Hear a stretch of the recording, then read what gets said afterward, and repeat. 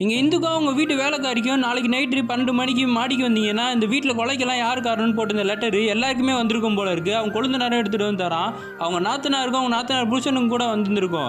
இந்து என்ன பண்றாங்கன்னா, லபோனி இருந்த ஹாஸ்டலுக்கு போய் விசாரிச்சுட்டு இருக்கும்போது, அங்க லபோனியோட ஸ்கேன் ரிப்போர்ட்லாம் இருக்கு. அவங்க பிரெக்னென்ட்டா இருந்திருப்பாங்க போல இருக்கு. அத எடுத்து அவங்க யாருக்கும் தெரியாம எடுத்துட்டு வந்துடுறாங்க.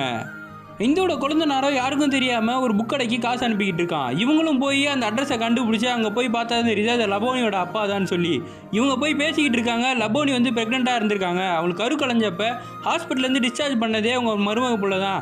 அந்த குழந்தை யாருக்கு பிறந்துச்சுனே தெரியல. ஆனால் இவன் தான் அப்பன்னு சொல்லிட்டு வந்திருக்கான். இதை பற்றி உங்களுக்கு தெரியுமான்னு கேட்டால் அவரும் டென்ஷன் ஐத்திட்டி அனுப்பி விட்டுறாரு. அடுத்ததான் இந்துவும் கிளம்பி லபோனி இருந்த ஹாஸ்டலுக்கு போய் பக்கத்தில் இருக்க ரூம்மேட்டை விசாரிக்கிறாங்க. லபோனி இறந்த அன்னைக்கு சாருன்ற ஒரு பொண்ணு வந்து மீட் பண்ணியிருப்பா. சாரு யாருன்னா இந்து வீட்டில் இறந்து போன பொண்ணு தான் அது. அந்த பொண்ணு சொல்லியிருந்திருப்பா, நீங்கள் தான் என்னை காப்பாற்றினீங்க, உங்களால் தான் என் வாழ்க்கையை மாறி இருக்குன்னு சொல்லி லபோனி கிட்ட சொல்லிட்டு போன விஷயத்தை கேட்ட உடனே இந்து ஷாக் ஆகி இவங்க 2 பேரும் ஏன் மீட் பண்ணாங்கன்னு சொல்லி யோசிச்சுக்கிட்டே போகிறாங்க. இந்து அவங்க வீட்டில் இருக்க மண்ணால் பாதிக்கப்பட்ட அவங்க பெரியம்மா பொண்ணை போய் பார்க்குறாங்க. அவங்ககிட்ட கேட்குறாங்க, உங்கள் டப்பாக்குள்ளே ஒரு கேட்ரிங் சர்வீஸ் கார்டு இருந்ததில்ல, அதை கொடுங்கன்னு சொல்லி.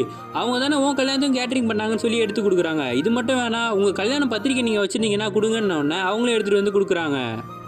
இந்த அவங்க மாமனாரை போய் பார்த்த விஷயம் அவங்க கொழுந்தனாருக்கு தெரிஞ்சு அவன் வந்து கேட்குறான், நீங்கள் எதுக்கு அங்கே தேவையில்லாமல் போனீங்கன்னு. இந்து சொல்கிறாங்க, எனக்கு என்னமோ உன் மேலே தான் சந்தேகமாக இருக்குது.